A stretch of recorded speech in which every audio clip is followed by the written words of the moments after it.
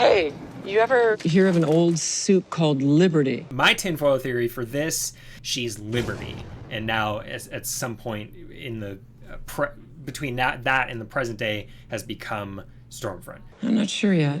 And we are back with the final of the 3 episodes that released initially right off the bat. Kind of the big first arc that we get, which is Stormfront, everything going on with Huey and Butcher and kind of them coming back together. So I'm Dave Klein. As noted before, I've only watched the show here with Mike Rougeau. And I have read some of the books, certainly enough to provide some context and some commentary about it. So let's get into it. So this episode starts off with them on a boat all of a sudden, and how they got there... Yeah, how did they get there? I don't know. Yeah, I was watching with my girlfriend, and we both looked at each other like, did we miss something? Like, what? Yeah. No, I guess we find out later that Butcher told them that it was... They were allowed to be there, and obviously they just stole the boat. Can we talk about this Billy Joel song? Because I feel like it's actually really important. Yeah, please. So this song is Only Human, Second Wind, and this is it popped up in the last episode too. Obviously Huey has this whole thing with Billy Joel, and you know, one of the things I appreciate about the show is the consistency. That wasn't, you know, that easily in a worse show that could have been a character detail that got forgotten after the first season. Or they just stopped referencing it, but obviously the Billy Joel thing, he just loves Billy Joel and it keeps coming up. So this song is from 1985, and the song itself is about like second chances, recovering from your mistakes, and getting a second win in life. The music video, which Huey is just obsessively watching on his phone, I watched the music video, it's very funny. It's one of the dorkiest things I've ever seen. Basically this kid gets in like a car, like a minor fender bender, and decides to kill himself, which seems like a gross overreaction. And then Billy Joel, who I guess is like an angel or something, in a black trench coat and a fedora, which is a look that does not hold up anymore, shows up, and basically they go on like an It's a Wonderful Lifestyle journey where he shows the kid how bright his future is. Like they go fishing and they go to the beach and they go to the kid's future wedding, and then the kid decides not to kill himself. It's so bizarre. Billy Joel in the video is kind of dressed like a little bit like the boys in the comics, who all wear like black leather dusters for whatever reason. Like they're all dressed like how Butcher dresses when he is trying to be tough, but all the time. So Huey has like this gross green hoodie, but always with like a black leather duster over it in the books. Of course. I'm so glad they did not try to translate that. When did the boys get written? Do you know? Yeah, it was the mid-aughts, like 2005-ish. Okay, because I was thinking that's such like a late 90s thing, like during the time of The Matrix, you know? The Matrix and Equilibrium, right? I love Huey's. He's so emo, and his punch is so pathetic. Yeah, Butcher calls him I wrote this quote down because it's so good. A poncy eyeline wearing emo twat. And then Huey just kind of proves him right by punching him so ineffectively that he falls onto the deck of the boat. It's like a slap. It's like a slap. That's how the reaction was. Like you got slapped by somebody. I want to ask you if you have any theories about something. Butcher obviously talks to Mallory, and Mallory is sending out a team or whatever to come and pick up Kimiko's brother. Yeah. What do you think about this, about the ad that she's holding for Liberty? It's like an old Budweiser ad. It looks like maybe 1950s, 1960s era. So this is something that I wrote down that I noticed is that on the back of it, and they don't point it out at all, but there's writing on the back of it. And I wrote down what it was. And yeah, it's an address.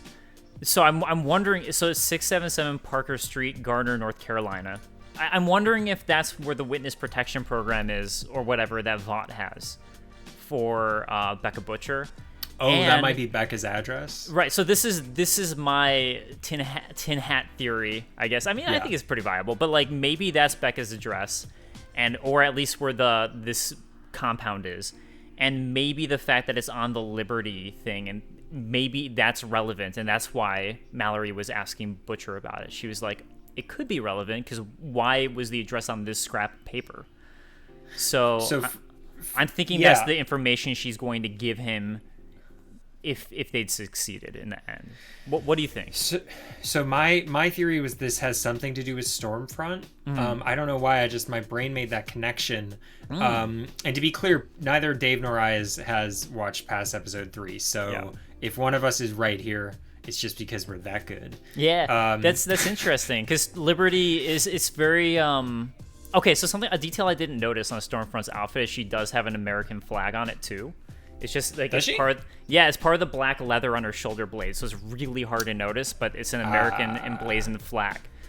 Well, let's jump ahead a little bit and talk about Stormfront for a second, because given what happens in this episode, it's clear to say it's safe to say that she is evil. She's not a good guy. Yes. Despite doing several things that we agree with her stance on Vought, we agree with her speak truth to power mentality, etc. from the first couple of episodes, but obviously she is a bad guy. And so I feel like it's maybe no longer a spoiler to say that in the comics, Stormfront is a full-blown Nazi who gets into it with the boys.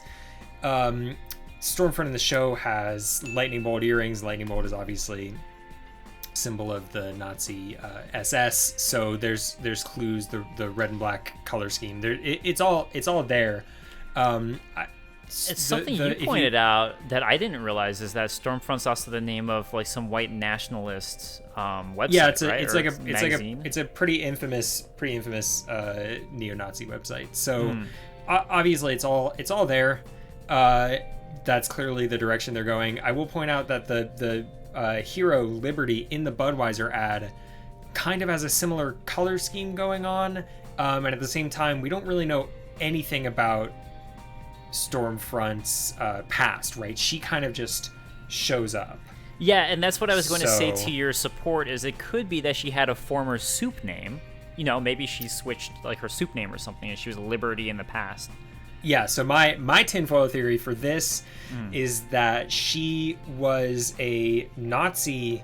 We got that whole speech from Stan Edgar to Homelander about the Nazi scientist who came up with Compound V, right? So she was one of his test subjects. World War II, fought for the Nazis. Like many Nazi war criminals following World War II, gets pardoned, comes and starts a new life, takes on a new identity. She's Liberty, and now at some point in the between that and the present day has become Stormfront. That's my guess. How old is she? How old is she in this theory? I don't know. I mean, do they age? Like Queen Maeve has she's part of the older generation, right? They've been around for decades. I mean, you have to assume so, because we see them as kids. That's when they get injected with Compound V.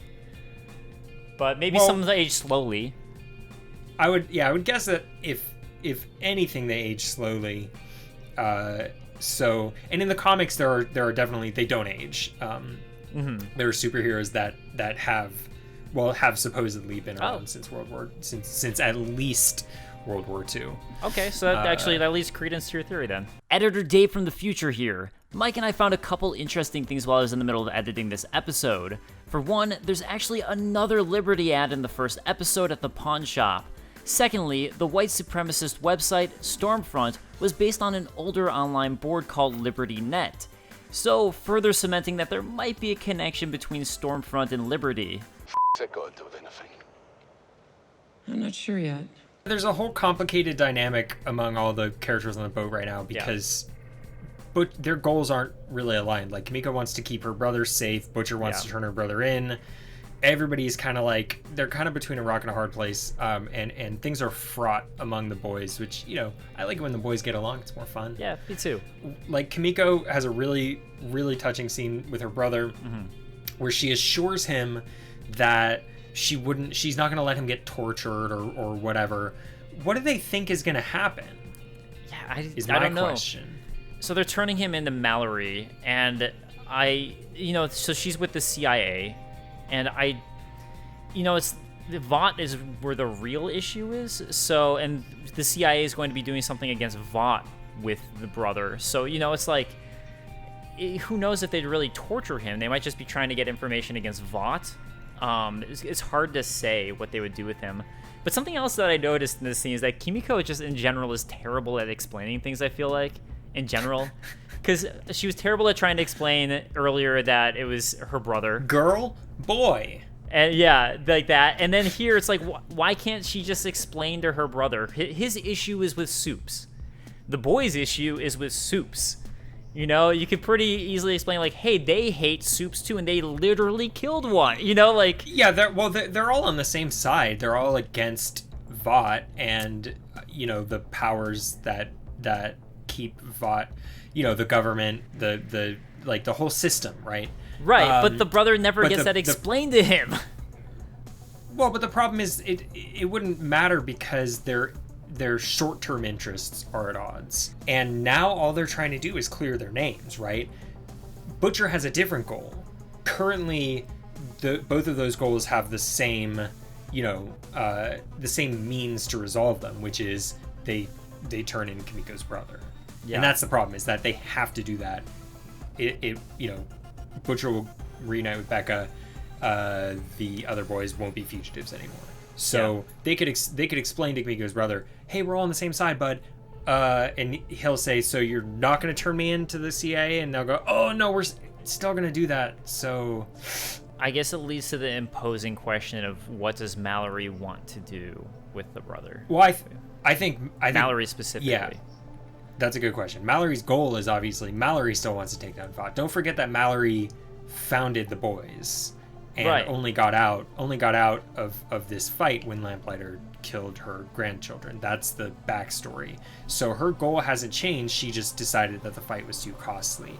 That said, she's not with the CIA anymore. As she even pointed out this episode, I'm a civilian now. I can't just make a call and send a team in, you know? Yeah, it's just it's interesting because we don't know what she's going to do with him, exactly what she wants, because I'm thinking maybe she has a similar thought as Raynor did. Maybe she's on to the same thing Raynor was on before Raynor got killed, because Raynor was also interested in the brother too for some reason. So maybe there's something there. Compound V is exposed, and we'll get to all the stuff with Starlight and the Soups with that. But on the front with the boys, Huey leaves a message for Starlight right when he finds out, being like, hey, you did it. Everyone's happy except for Butcher, and this is what I'm talking about with their this episode really shows how their interests are just not aligned right now. Like, Butcher has this singular goal, doesn't really care about taking down the Seven right now. He just specifically wants to get back to his wife. By the end of the episode, they're all going to be aligned again. So Huey makes one more phone call to Starlight as he's getting really, really desperate, saying that she's his second wind. And again, he's leaving a message for her. And in the first episode, they talked about, are you guys using burner phones? Are you guys using this and this? And they're trying to be more sneaky about it. And then it just feels like he is just not... He's lost it. And I feel like there's such a good chance that somebody who shouldn't hear the message is going to hear the message. Because this is giving it all up, that Starlight's on their side. They're still using the burner phones, presumably, but you don't leave a message on a burner phone like that, right? Right. In case somebody finds it. Stop leaving voicemails for her. You moron. Right, you leave a text message for, like, let's meet here. Like, something really basic. All this ends up culminating in this fantastic scene that we're going to get into in just a moment. But before we do, we really have to go back to Vought. A-Train, throughout this episode, not really doing so hot. Still, whether it's psychosomatic or he's really, you know, having some troubles due to his previous overdose and heart attack. And the coma or whatever was going on with him. Don't know. He's not doing great. The other thing I wanted to briefly bring up before we get into the meat of this is Homelander with Becca and the kid, Ryan or Brian. He pushes the kid off the roof. And I mean, Homelander is just a dick the whole time in all these scenes. At the breakfast table, whatever. Culminates with him pushing his son off the roof. Thankfully, the kid is fine. The kid fights back. We find out that he's actually powerful, and I would guess that this is the first time Homelander has really been knocked on his ass, maybe ever. Yeah. I wanted to ask you about one specific line, though, which is Becca says to Homelander, I'm his father. You don't get to say that after what you did. Now, is she talking about Homelander having just pushed their son off the roof, or is she talking about Homelander potentially raping her, which we all believe happened, but has not been explicitly confirmed? It's just the fact that he follows up with, I gave you a child, that's what I did. that's what makes it seem like it was about potentially being raped. Every episode that goes by where this remains ambiguous makes me think it's more and more likely that the situation is slightly more complicated. Because why have it be a mystery at all, right? All we know is the footage that Butcher saw in season 1, which is she goes into a room and then she comes back out 3 hours later looking frazzled. And we don't know what we know they had sex at some point. We don't know exactly what happened. Why would they leave it a mystery if the answer is, well, obviously he raped her? Why do they keep making allusions and leaving it ambiguous? I don't know. I think just from like a writing standpoint, there needs to be something else there. Yeah, that's a good question. I mean, it's just, why would she be so angry at him all the time? That's the only thing where I'm like, I mean, it's possible that she could just be scared of him. He's a fucking psycho. Yeah, I mean, it's also possible He's a huge that dickhead. maybe she, you get filled with regret for doing something. So maybe she was just so regretful that it led to resenting him because of what she did. Yeah, maybe she willingly had sex with him and she felt guilty about it. I don't know. I wouldn't. So I guess that's fair. That is fair. It's the most honest thing to say is that we really don't know based off of what we have. Let's talk about something more fun. I thought it was really interesting seeing just how many other characters didn't know about Compound V. Yeah. Or acting like they didn't know. Obviously, A-Train and Homelander knew, but according to the reactions in this episode, Ashley didn't know, which that's not surprising. The Deep seems to have not known. Queen Maeve apparently didn't know, which that surprises me. Recall that before last season, Annie didn't know. Huey revealed it to her. And as you mentioned earlier, even Black Noir didn't know, apparently. My boy crying over the Compound V. Weeping. Yeah. That's another scene that, as I mentioned in I think our first breakdown, that this is the one I was referring to that kind of endeared him to me. But we get the stuff too with Giancarlo Esposito's character, where he has to make a decision of what are they going to do? What are they going to say?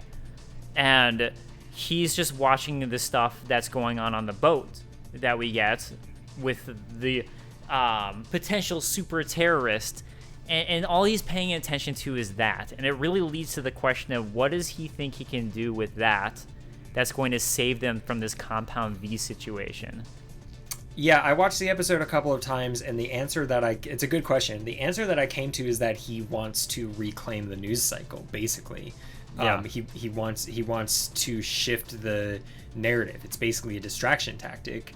This situation comes up with the soup terrorist, or the super villain, as Homelander calls him, and Edgar. I mean, it was really interesting to see how cool he remained throughout this conversation while chaos is happening around him. All the other executives, marketing people, and whatever, all freaking out, and he's formulating a plan. And by the end of the episode, that plan works. Yeah. So let's use that as a transition to talk about the Deep real quick, and then get into the real climax of this episode. So the Deep, we get that he's really sipping the juice at this point, but it's not a bad thing for his character. Again, like sipping the juice. Wait, are you talking about drinking the Kool-Aid? I'm talking about drinking the Fresca. That's what I'm talking about. Yeah, but it does seem to be actually good for him. Like, he's finally letting out. Like, it's like therapy for him, the real therapy. We've seen him in therapy in the past, but this seems to genuinely be working for him as therapy. This is the funny thing, is that when he reunites with Starlight, he delivers this very sincere seeming apology, and she's rightfully, it's totally her prerogative to not accept that apology, but he seems to have genuinely experienced some real personal growth, which is then undercut by Stormfront calling him a fucking idiot for joining a cult, which I thought was a fun moment. Yeah, I mean, it is the Church of the Collective, but you had a really interesting note too about the Church of the Collective, which I think was a really good one. There's a little detail that I think I didn't fully grasp onto the first time I watched it, but Carol and Eagle are talking to the Deep, and they mention Alistair Adana, the leader of the church, who sits in the first chair. I mean, they're taking advantage of the Deep's vulnerable state, and when he's eventually accepted back into the Seven, they'll have a member of their cult in the most powerful, well-known superhero team in the world. But clearly, this guy Eagle from Philadelphia or whatever is not the mastermind here. Obviously, they have a leader. I saw a story on Deadline about the casting information for him, so obviously he's going to pop up at some point. But this is the first mention. So speaking of Deep getting back into the Seven, Kimiko's brother gets free back on the boat, kills some New York City police officers on a helicopter. That's not great. Kind of kicks off this whole sequence of events, and the Deep, with the church's urging, uses this as his opportunity to try to get back in with his team, and has this is the scene they showed at Comic-Con, and I literally could just watch it over and over. It's such his entrance when he rides in and then he stands up on the whale and he gets this look on his face. It's like, oh, we've never seen the Deep really in action before. Yeah, we saw that one scene in season 1 where he does his dive for the camera. Yeah, he has a gorgeous swan dive, but this is on another level. Right, and that was it. So it was cool to see him really using his powers and see like how him actually being a badass for a moment until it's immediately ruined because Butcher don't give a seconds. Yeah. So Butcher obviously drives the boat directly into the whale. Huey, sitting in the whale, just going, I think I'm gonna say here is my 2020 mood. I relate it to him a lot. What about you? I don't know. I just thought it was the peak patheticness in the episode so far. It's like, oh God, Huey, come on, man. That should say something about my state of mind. Mike, pick it up, man. I'll be your mother's milk. I'll sit by you, force you to get up. You'll be my second wind. Hey, another good callback. So the Seven do end up coming, which is at first you think it's going to be because of Stan, because Stan comes in and Stan's like, hey, you gotta chase these guys. This is gonna be the thing to do. And Homelander starts going on this Vought. It's all about family. Family. It's family. Family. And you can tell that it really did affect him when his son started screaming like, screw you, I hate you, and stuff like that. Like, yeah. I feel like that the family rant. Yeah, like I feel like that genuinely hurt him. We saw, I mean, he obviously, there's an element of Homelander that it's like part and parcel with his like weird nationalistic patriotism, right? It's his nostalgia for a nuclear family that he never had, and that's why he's not. That's why he won't let the Becca thing go, right? That's why he's sitting at breakfast with them, playing catch with his son. And when that begins to sour in this episode, he goes to Maeve and he starts to lean on her, and he gets really threatening about her ex-girlfriend Elena, who he clearly is getting suspicious about. And then he does this whole speech about how they're a family, and clearly he even it's all wrapped up with his Oedipus complex with Stillwell. Like, Homelander is an evil bastard, but he seems like a genuinely lonely, f***ed up guy too. I mean, it's just another way in which the villains in this show are more complex than your average Snidely Whiplash. Yeah, it's one of the nice nuances of the show. But they do end up going, and finally they find the whale right away. But this scene reminds me of how scary A-Train can be if he's at full power. Because when you see him just zooming through the sewers before his heart attack or his like heart moment, it's like, oh crap. Yeah, the boys don't stand a chance. Yeah. And then like luckily he still has those heart issues. And then we get Starlight confronting Huey. And obviously she has to play the side of the Seven here because there's nothing else she can really do. But even then, Homelander is in the shadows when Huey and Starlight first see each other, and Huey says, "You got my message." Homelander heard that. Like, come on, dude. God damn it, Huey.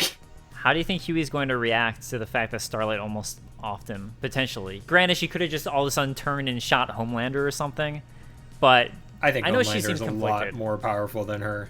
Oh, yeah. My point is, like, she didn't do it, so you don't know what her final decision would have been because she didn't do it. She could have, like, lit up her thing and been like, I can't do it. We don't really know because it gets interrupted. given Huey's recent bout of nihilism, I feel like he had this look on his face. Like, I feel like he was a little bit at peace. Like, you know, and the Billy Joel song he's going through his head. The chase scene between Stormfront and Kimiko and her brother is truly horrifying. Obviously, this is when Stormfront shows her hand and deliberately kills a ton of people who she doesn't need to kill. It kind of happens off screen in several cases. But you see her with the black family that they first walk in on, that there's the innocent guy who's just like, what the hell just happened? And she tosses him against the wall. And then everyone starts screaming and she blows up that floor. And I don't think, given the character's comics history, the fact that she uses a racial slur against Kimiko's brother, and the fact that every other civilian that she kills in this scene is a person of color, I don't think that's all a coincidence. No. And, like, obviously, you know, from the comics, you know the stuff from the comics, but even just watching without that, it feels like, okay, it has to be a racist thing. It has to be. Especially the racial slur on top of that. Yeah. It's hard to watch, and that specifically that scene mimics a scene from the comics in which comic Stormfront gets into a fight with Kimiko and uses the same slur against her. So there's some parallels here with the books. I mean, obviously, thematically, there's a lot going on here with the people in power using minority people as stepping stones, right? This has been a conversation that we've been having as a society, rightfully for months. The protests and this huge social movement. I can't believe how relevant and timely this show is. It's amazing, but it really puts it into stark relief, and I found the whole sequence so disturbing.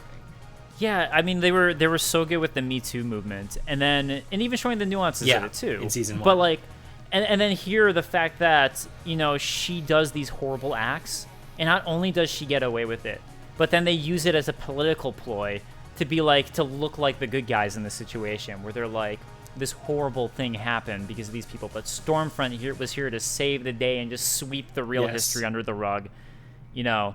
It's really, so like you said, it's use so it as a stepping true to stone. life. Yeah, it's so true to life. This is so like the thing that happens over and over again. And it took until the second or third time I watched the episode for me to ask this question of where are they at the end? And I realized they are with the refugees from this alleged, you know, terrorist attack on U.S. soil, which is the destruction that is 100% been caused by Stormfront. She's up there basically receiving an award around all these people whose families and homes she just destroyed, and it's so infuriating.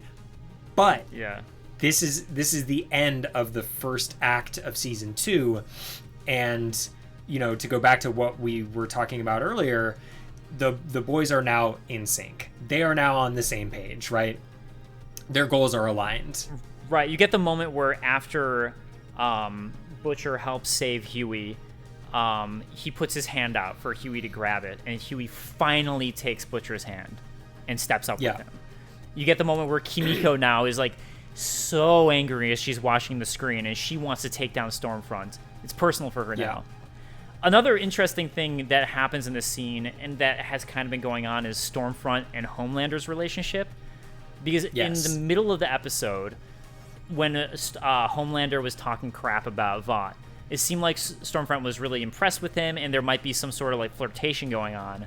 But then, at the very end, she does exactly what Homelander That would be a nightmare. wants. It would be a nightmare, but it would be interesting to see. They're both, I mean, because he's also xenophobic too. Because, you know, there's the breakfast scene where his kid is going to learn Spanish, and all of a sudden he just is like, what are you doing? You know, he's like not cool with it.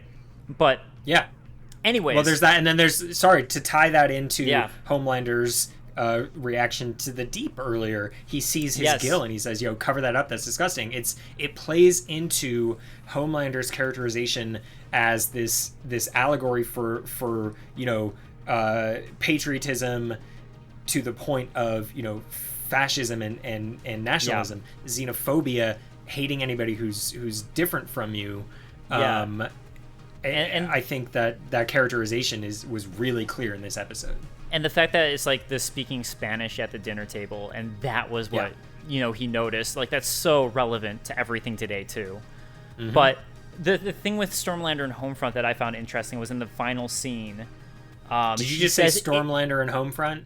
I hope I did, because it's so funny. Leave it in. To mix them up. Yeah, I'm leaving it in if I did. Stormlander. Well, and Homefront. Which one is their celebrity couple name? Oh, that's a good question. I like Stormlander. Celebrity, superhero, Nazi, celebrity couple name. Yeah. Stormlander. But the thing that Stormfront does is she says exactly what Homelander would say, where she's like, look, the real heroes are the survivors of the incident and the people standing behind me. That's the exact same line that Homelander always used throughout season 1, was the true hero or the firefighters. The true heroes are the military people behind. He always uses that. And then she gives him this look like, I got the spotlight now. It's mine, not yours. She's manipulating him in private. She's showing him up in public. And really, she is trying to position herself to become the number one, the HBIC. There's an interesting scene in one of the trailers. So I don't think this is spoiling anything, because I haven't watched anything past this point, just the trailers. Yeah. If it's in a trailer, let's talk about it, because I probably remember this too. I believe it was Homelander talking to Stormfront specifically, unless it was a VO line that was like, that they made it look that way. But he says, that's fair, yeah. But he's talking to her and he goes like, what are you trying to do here? What's your real goal? Who the are you? I'm just trying to help. Really? But it really makes it seem like maybe there'd be an interesting internal fight conflict between Stormfront and Homelander. And that would also be cool to see those two go head to head, because she is shown to be so powerful. Like, she's got to be... Yeah. You think Homelander is the most powerful, and then Stormfront comes in, it's like, whoa. That's actually might be able to go toe-to-toe with Homelander. The two of them fighting would be like Superman in General Zod in Man of Steel, right? Where they level the entire city. Like, that would be something to see. And this time it would make sense, because they both wouldn't care about all the people that are getting murdered. Yeah, and this time that's the perfect... Yeah. It would make sense for it's Man of Steel. It's funny because with Stormfront this episode, Homelander's always been presented as the big bad in the series. He's the guy who's the worst of them in a lot of ways. But now it's like, well, if you saw Stormfront fight Homelander, you almost want Homelander to win. Like, before it was Homelander's the worst. Or they kill each other. Right. Well, that would be ideal, obviously. Yeah. But if you had... Okay, Mike. If you had to pick if one of them had to win and one of them lost, who would you rather see win at this point? Now that we know the truth about Stormfront. I'm not playing that game, because it's because neo-Nazis and fascist nationalists, or it's two sides of the same. It's two sides of the same coin. I'm not gonna do a comparison thing and try to figure out which one is worse.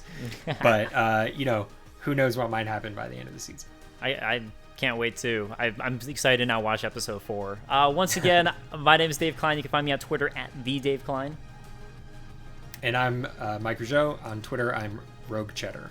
And let us know what your speculations are. Let us know your comments. And we'd love to dissect it with you guys watching too, and actually pull some of your comments and talk about it. So we'll see you guys next week. Later.